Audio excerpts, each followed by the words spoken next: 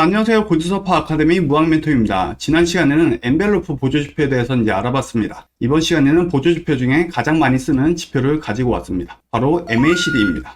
우선 목차로는 MACD란 무엇인지, MACD의 개념에 대해서 알아보고, 그리고 MACD를 활용한 매매 활용법, 그리고 실제 MACD 지표를 설정하는 방법에 대해서 알아보도록 하겠습니다. 그 전에 앞서 MACD를 어떤 단어의 약자라고 볼 수가 있는데요. Moving Average, 그리고 Convergence and Divergence 이렇게 나와 있는데, 말 그대로 이동평균선의 수렴과 발산 현상을 볼 수 있는 지표라고 보시면 됩니다. 이름 자체를 봤을 때는 굉장히 복잡해 보이죠. 하지만 실제로 사용하는 방법은 매우 간단합니다.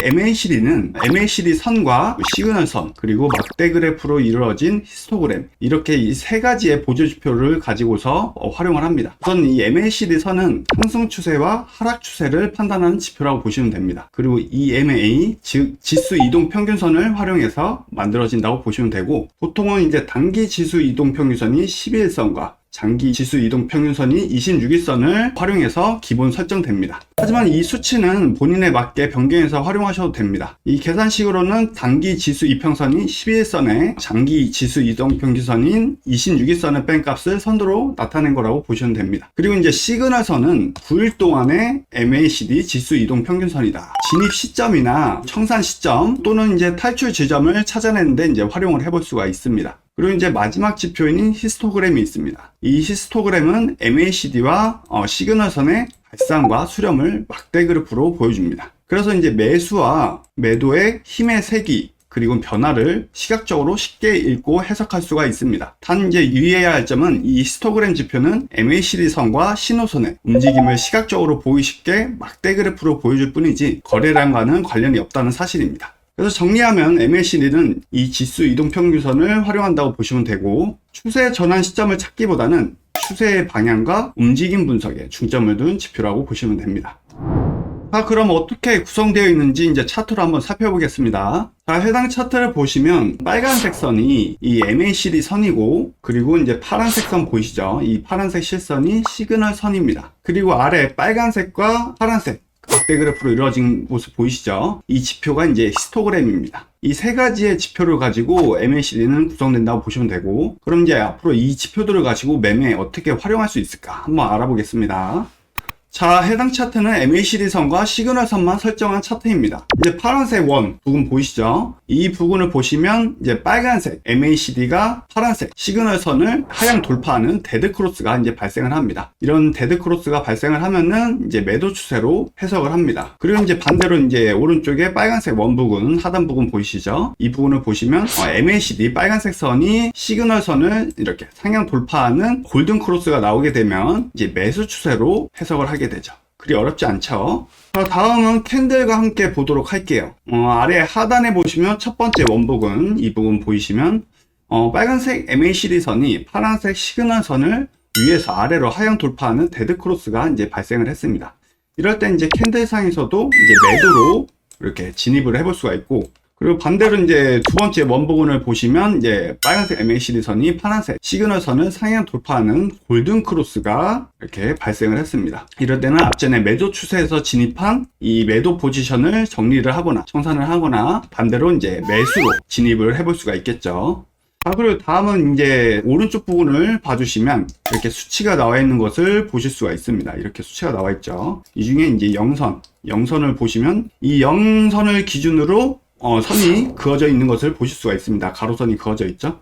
이 영선을 기준으로 좀 더 디테일하고 안정적으로 대응해 볼 수가 있는데요. 왼쪽 부분을 보시면 빨간색 MACD 선이 파란색 시그널 선을 하향 돌파하면서 이 부분에서 매도로 진입을 해볼 수 있다고 앞전에 말씀을 드렸죠. 하지만 좀 더 확실하게 추세를 확인하고 들어가고 싶다 하시면은 MACD 선이 이 영선을 하향 돌파를 해줬을 때 매도 힘이 더 강하게 들어왔다 해석을 하여 진입을 해볼 수 있습니다. 또 반대로 빨간색 원 부분을 보시면 앞전과는 반대죠. MACD 선이 시그널 선을 상향 돌파를 해주면서 진입을 해볼 수가 있습니다. 이때. 그리고 또한 좀 더 확실하게 들어가고 싶거나 재진입을 해보고 싶다 이러면은 MACD 선이 이 영선 이 영선을 상향 돌파를 해줬을 때 확실하게 매수세가 더 강하게 들어왔다고 해석하여 들어가거나, 앞전에 매수로 들어갔던 거는 청산하고 재진입 자리로 들어가 볼 수도 있겠죠.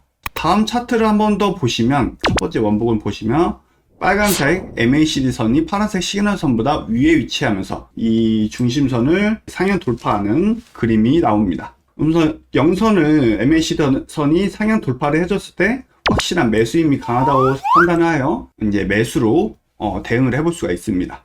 그리고 이제 두 번째 원부근을 보시면은 반대로 빨간색 MACD 선이 시그널 선을 하향 돌파를 해줍니다. 그러면서 이제 영선도 바로 이제 하향 돌파를 해주죠. 이럴 땐 매도 신호로 판단을 하여 캔들상에서 이제 매도로 대응을 해볼 수가 있습니다. 또는 이제 앞전에 매수를 봤던 것을 이렇게 신호가 데드크로스가 나오게 되면 청산을 하거나 탈출하는 식으로 기준을 삼으실 수도 있겠죠. 그리고 이제 세 번째 원부근을 보시면 다시 MACD 선이 시그널 선을 상향 돌파하면서 영선을 다시 골든크로스하며 상향 돌파를 해주죠. 이러면 다시 이제 캔들상에서 매수 포지션으로 대응을 해볼 수 있는 거죠. 다음으로 이제 보실 지표는 이제 막대 그래프로 이루어진 오실레이터입니다. MACD 오실레이터, 즉 히스토그램 지표를 활용하는 방법에 대해서 보겠습니다.